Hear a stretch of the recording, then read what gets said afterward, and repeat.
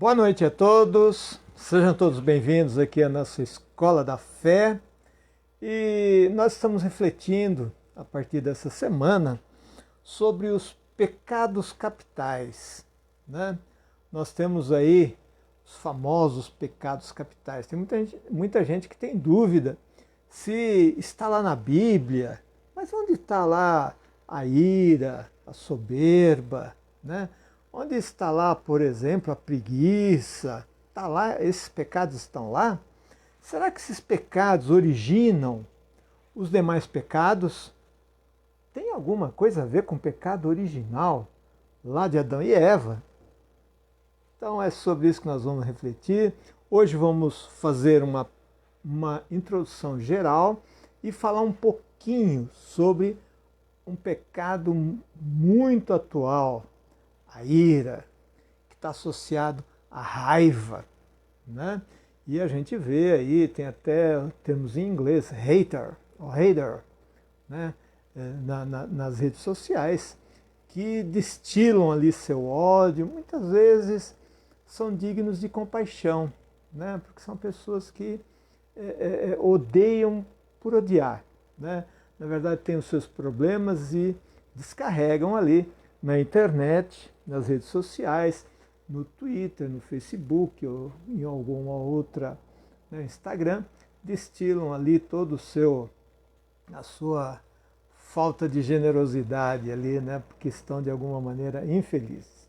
Então vamos começar rezando, porque quem não reza vira bicho.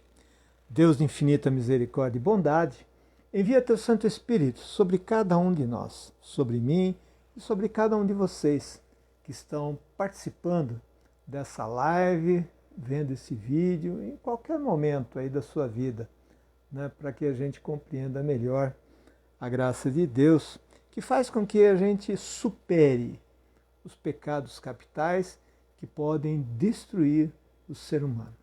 Em nome do Pai, do Filho e do Espírito Santo. Amém. Muito bem, então estamos aqui na nossa Escola da Fé. E os pecados capitais, né? A maioria conhece, né? Os 7 pecados capitais, que é a gula, a ira, a soberba, que está ligada ali com o orgulho, né? Também tem uma parte ali com a vaidade. A gente vai ver que a soberba é perigosíssima e vai estar ligada ao pecado original. A avareza. A avareza é desejar ter. Parece bem moderno esse pecado, né? Mas não. Ele vem desde a origem do mundo lá. Essa avareza, esse desejo. A preguiça, né? Tem gente, aliás, que fala que a preguiça deveria ser a rainha, porque se você tem preguiça de tudo, então você não comete nenhum dos outros 6 pecados. Mas é claro que isso aí é uma brincadeira, né? Porque a preguiça também pode destruir o ser humano, né? Pode fazer com que ele se apequene, né? Então nós vamos ver aí a inveja, né? O primeiro pecado, o primeiro grande mal, né? Caim mata Abel por inveja. Porque Abel foi elogiado e ele, coitadinho, queria ser elogiado, queria ser o primeiro e mata seu próprio irmão, né? Então vejam como esses pecados que aconteceram lá desde o início, que a Bíblia de alguma maneira vai nos colocando, né, dessas questões humanas, né? E a gente vai procurar entender como eles são atuais e sempre aconteceram, né? Também a luxúria, a questão do prazer, né? Hoje falamos muito a respeito do hedonismo, que já era discutido pelos gregos lá atrás, né? Essa tendência nossa ao prazer imediato, né? Ah, vamos comer, beber, sexo, etc, etc. Porque o que a gente leva dessa vida, né? É o que muitos dizem, mas a gente vai ver que isso é um grande mal também, porque pode levar ao vício, né, de maneira descontrolada. Vamos ver também que essa questão desses pecados aí eles acontecem sempre quando eles são, de alguma maneira, potencializados, quando eles vão crescendo. Né? A gente vai ver aí que até a ira, de uma certa maneira, ela termina sendo alguma coisa natural dentro de certos limites. Então vejam que o assunto é muito interessante, o assunto ele é atual e nós vamos ver até como ele começou. Né? Porque a gente entendendo o início, entendendo como foi criado, a gente aos poucos também vai assimilando melhor, né? Para que a gente aplique isso, porque nós vamos também ver, além de os males que esses pecados causam, né?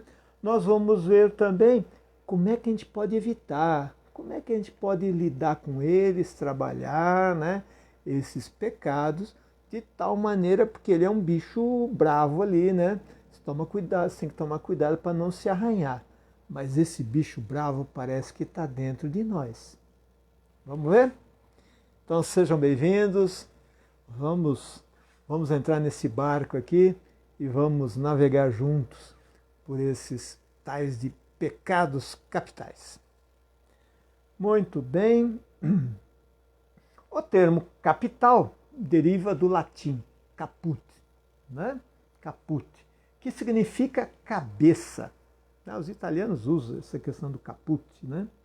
É do cabeça. Líder, o que quer dizer que originam os demais males e podem levar à morte. Então veja, pecado capital é alguma coisa tão forte que pode levar à morte. Mas, diácono, esses pecados estão ligados aos 10 mandamentos? Né? À medida em que as pessoas no Antigo Testamento elas rejeitavam os 10 mandamentos, né, cometiam pecados. Mas qual é a relação deles com os 7 pecados capitais? Será que se eu atender, se eu procurar evitar, dominar esses 7 pecados capitais, eu consigo fazer com que eu supere os riscos e os pecados dos 10 mandamentos? Sim, e é isso que nós vamos ver aqui também, tá bom?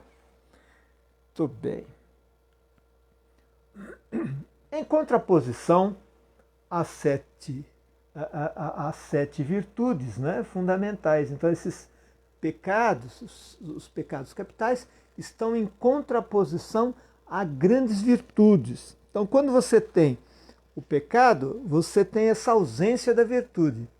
Tá certo? E quando você tem as virtudes, essas virtudes, né, que eu estou colocando aqui, quando a gente tem essas virtudes, você consegue superar melhor os pecados capitais, de tal maneira que você não cause o mal. A gente tem que considerar pecado como o mal que eu posso fazer ao outro ou o mal que eu posso fazer a nós mesmos. Mas como assim? Porque os pecados capitais, na verdade, é mal para o outro e mal para mim. De alguma maneira afeta o próximo e de alguma maneira afeta a mim também. Né? Então, a ira afeta o próximo no meu descontrole, afeta o próximo e afeta interiormente a mim também. Destrói uma parte interior de mim, o meu equilíbrio emocional, o meu equilíbrio espiritual. Né? E isso pode afetar a minha profissão, afetar as relações, etc, etc. Né? Então, quais são essas virtudes que se contrapõem? Então, a soberba, por exemplo, se contrapõe, né, à humildade. Contrapõe à humildade. Quer dizer, quando eu tenho humildade, né, Jesus Cristo fala assim, olha para mim, eu sou manso, eu sou pacífico e humilde de coração. Jesus era soberbo? Era filho de Deus, mas se achava superior aos outros, desprezava os outros? Não, ele tinha compaixão, caridade, mesmo sendo superior. Ele era superior, ele era Deus. Né? Ele é Deus, né? Mas estou dizendo enquanto é Jesus histórico, enquanto percorreu o seu caminho aqui na nossa, na Terra, né? Aqui vivendo como a humanidade, né? Então veja, então a soberba se contrapõe à humildade. Então se eu tenho humildade, eu vou ter a soberba, o orgulho, né? A soberba está muito ligada ali ao orgulho. O orgulho destrói, porque considera, né, o nariz empinado, que se considera superior ao outro, né? A preguiça, né, se contrapõe à disciplina. A pessoa que é preguiçosa, largada, né, ela levanta a hora que gostaria de levantar na hora que quer. Às vezes a gente não consegue, porque senão você passa fome, né? É demitido, etc. Mas tem gente que tem essa coisa da preguiça, né? De alguma maneira, não vou fazer hoje, deixa para amanhã, deixa para não sei quando, né? Então, mas é preciso que a gente tenha disciplina, né? Então, a disciplina, ela nos ajuda. Se você precisa estudar, você tem prova, ou você tem um concurso, né? Participar de um concurso, público ou não, você precisa ter disciplina para estudar, para você evoluir, para você crescer. Vejam que se você ficar com a preguiça, o que vai acontecer? Você não vai ser competente, não vai se qualificar para um concurso, você não vai estudar, porque é melhor não fazer nada do que, né, do que fazer e dar trabalho, né? Dá trabalho. Então, veja como se vai se contrapondo. Então, a gente tem que ter disciplina para trabalhar, para estudar, se você tem um dom, por exemplo, a música exige disciplina. Você tem que ensaiar, você tem que estudar, tem que ver as notas, ver como é que você alcança, ver a harmonia, e ver não sei o quê, e ver o ritmo, e ver o compasso, e ver, né? São muitas coisas. Então exige, a disciplina está ligada à dedicação, a me dedicar, né? Se alguém, a gente vê esses grandes competidores, né, que nas Olimpíadas, por exemplo, né, vocês vejam que eles têm disciplina. O sujeito para conseguir, por exemplo, na piscina lá, nadar 100 metros rasos ou coisa parecida, ele precisa muita disciplina para todo dia treinar lá 4, 5 horas, nadando, se alimentando adequadamente, disciplina, dorme bem, tem que acordar cedo, etc, etc. Isso faz com que ele conquiste o prêmio ali, ou se coloque bem. Então é preciso, um esportista tem que ter disciplina. Mas e nós? Será que somos indisciplinados? Né? É preciso ter disciplina. Será que na questão da nossa dimensão espiritual é preciso ter disciplina? Sim, é preciso ter determinação, me organizar, para que eu consiga atuar como verdadeiro filho de Deus. Tá certo? Então a disciplina ela está muito ligada à ascese. Nós vamos ver aí quando é que foi criada essa questão dos pecados capitais, que tem uma ligação com os monges. Os monges têm muita disciplina. Levanta às 5 horas da manhã, vão rezar, etc. Depois trabalha, volta a rezar, prepara a comida, entendeu? Disciplina. Então, vejam quanta coisa importante e atual para que a gente possa verdadeiramente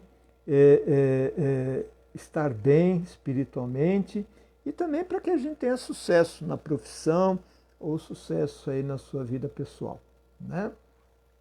A questão da castidade e luxúria, né?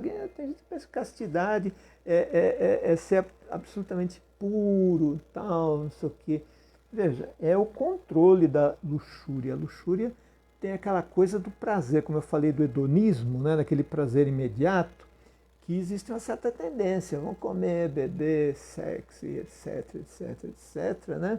De tal maneira que a luxúria vai tomando conta e eu vou entrando nessa ligação do prazer, né? E a castidade é você controlar. Não significa que você não vai ter prazer.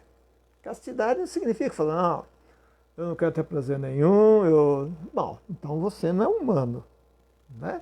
Porque nós temos prazer na alimentação, nós temos prazer numa paisagem, nós temos prazer para viajar, nós temos prazer sexual, nós temos prazer numa boa leitura, nós temos prazer da música, né? Agora, quando isso vai se tornando vício, vai se tornando, né?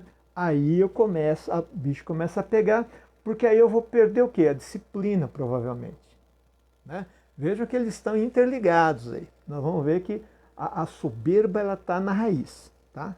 A soberba está na raiz. Paciência e a ira, né? Pessoa, veja, ela se contrapõe, ira e paciência. As pessoas estão meio iradas hoje em dia, né? Quando a gente fala que a pessoa está muito irada, é porque ela perdeu a paciência, né?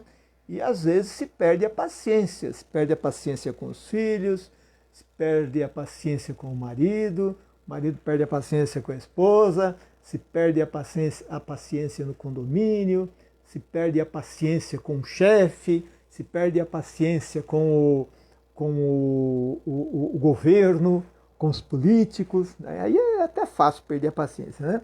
Mas o que acontece? Saímos, né? Quando ocorre isso, a gente vai perigosamente para a ira. Vai perigosamente para a ira, né? E a ira ali, você se torna meio irracional, né? No trânsito, por exemplo, você perder a paciência com o trânsito e alguém te dá uma fechada, ou alguém buzinar, ou alguém fizer alguma coisa que te contrarie, e aí você perde a paciência, as pessoas são capazes de matar. Tá vendo? Então veja como o pecado é capital e tem uma raiz do mal e que pode levar à morte. Tá ok? Estão entendendo como é que a coisa caminha? Aqui também em contraposição à gula, você tem a temperança, né? Temperança. Às vezes a pessoa come, e vou dizer, a maioria das vezes não é diferente da luxúria. Né? Ela pode ter uma certa ligação, mas a pessoa come, uma parte até pelo prazer, às vezes é porque ela não tem prazeres na vida e ela desvia para a comida para ter prazer, porque parece que a gente tem uma necessidade de ter um certo nível de prazer, né? Uma vida prazerosa, né? E aí você começa a comer de maneira desenfreada. Aí você entra, por exemplo, perde a paciência, entra na ira, né? Você começa a ficar ansioso, com raiva, né? Começa a ficar com raiva, aqui da ira também está associada à raiva, né? E aí aumenta a gula. E você come. Pode morrer? Pode levar à morte? Claro que pode levar à morte. Então, é um pecado que ocorre contra você mesmo. Contra você mesmo, né? Então veja que o mal é o mal para qualquer um. Para o próximo, né? Ou para você mesmo. Porque pode acarretar problemas de saúde, né?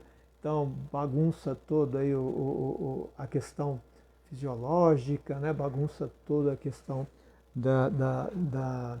do colesterol, triglicérides, e aí come aí doce, e aí você tem aí a questão da glicemia subindo, diabetes, e vai por aí afora.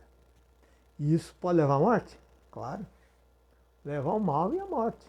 Quer dizer, você deixa de ter condições, às vezes, de criar filho, ou de ter uma vida a dois, uma vida familiar, etc., que acaba tendo esse desequilíbrio.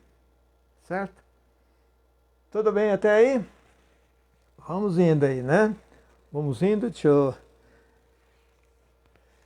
Põe as dúvidas aí, vocês nunca não ligam para mim. Eu peço para colocar aí qualquer dúvida.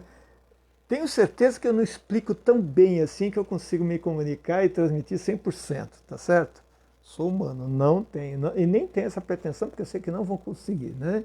Então coloque as dúvidas aí, que depois eu coloco lá e aí as outras pessoas veem, né?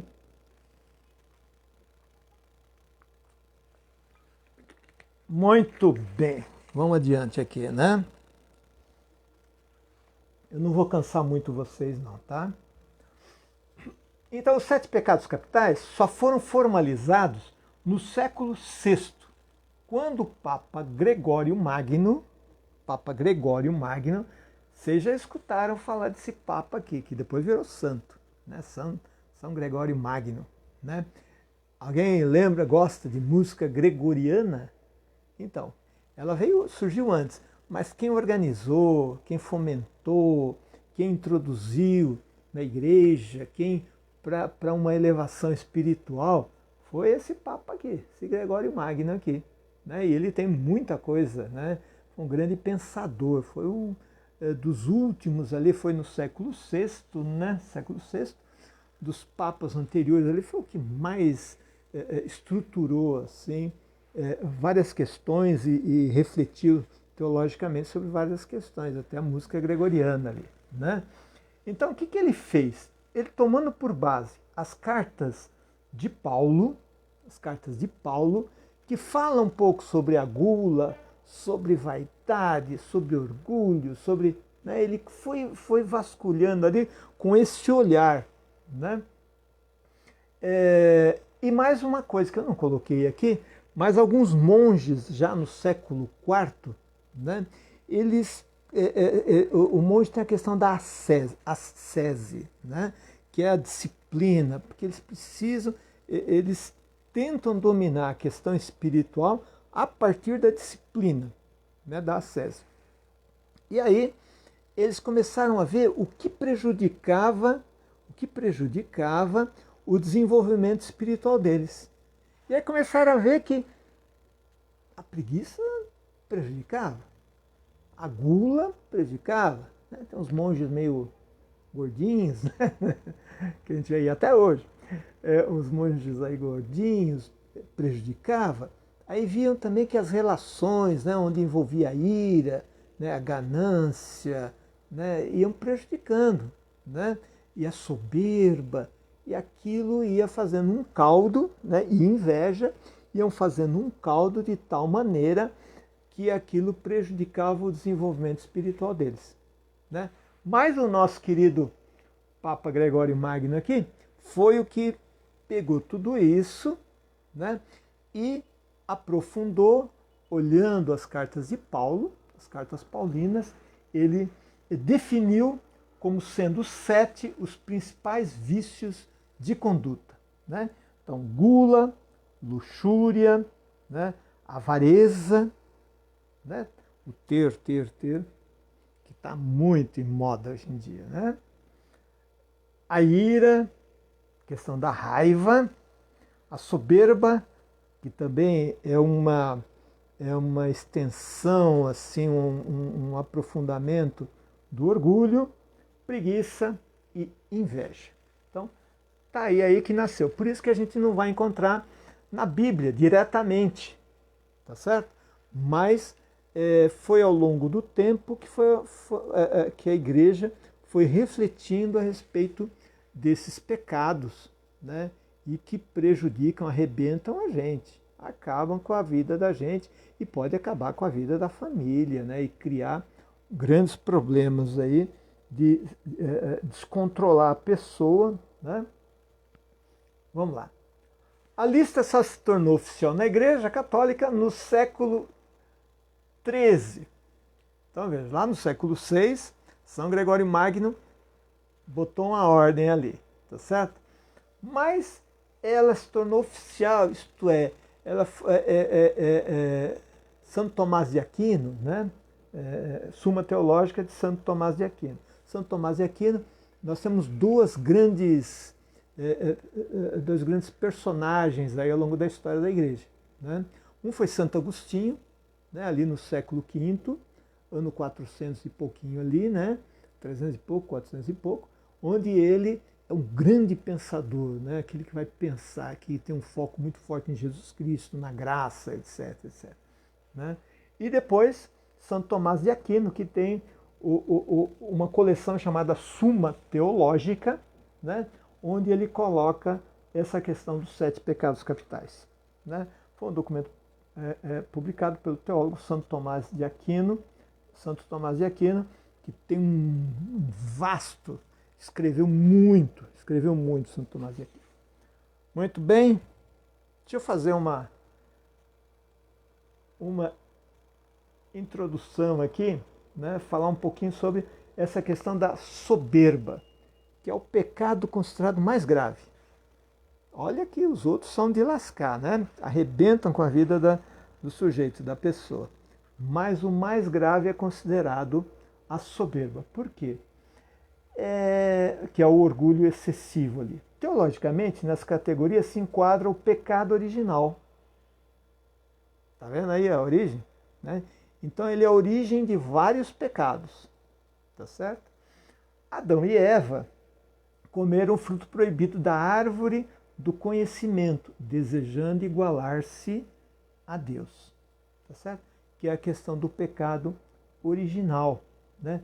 Querer ser igual. Então, o soberbo, aquele que tem orgulho, a vaidade que explode, ele se acha Deus. Ele se acha poderoso. Não consegue enxergar que ele tem o pé de barro, né? Que ele é frágil, é criatura, é humano, mas ele se acha. Vocês nunca viram ninguém por aí assim, não é verdade, gente? Não, né? Então é a tendência de se considerar melhor do que as outras pessoas. Também nunca vimos ninguém assim, né? Que tem essa tendência de se considerar melhor que os outros, né? Jesus Cristo se coloca com aquele que é pacífico e humilde. Então, se ele é pacífico e humilde, né, quem é o ser humano para se meter a besta, querer ser todo dominado pelo orgulho e pela soberba? Temos algumas traduções da Bíblia falando de Pedro. Pedro fala assim: Deus rejeita o soberbo. Enquanto estiver na soberba, ele não consegue ter diálogo. Por quê? Porque o soberbo se acha que é Deus, então ele não aceita Deus. Está cheio de gente que não aceita Deus, né? Muito bem. Então, gente, essa foi a introdução e eu falei aqui sobre o mais grave, que é da soberba. Será que todos nós, de alguma maneira, corremos o risco desse orgulho, né, dessa vaidade de achar que somos melhores do que os outros? Sim, claro. Por isso é preciso que a gente domine, né, em alguns instantes esse desejo. Às vezes é uma autoafirmação, porque a gente não é assim tão grande, né? Mas às vezes é só dar uma dor de barriga, né? Ou dar aí algum problema de saúde, aí ver como é frágil, como é fraco o ser humano, né? E aí mesmo aqueles que se acham iguais a Deus. Então, no próximo encontro, não percam, vamos falar sobre a ira, esse pecado tão atual e esse pecado tão humano. Então eu agradeço a atenção de vocês e vamos rezar, agradecendo a Deus pela sua presença no meio de nós, pela graça de compreendermos melhor a origem dos males no meio do mundo, a origem do pecado que leva ao sofrimento e à morte. Deus nos abençoe e nos proteja. Em nome do Pai, do Filho e do Espírito Santo. Amém. Até o próximo encontro.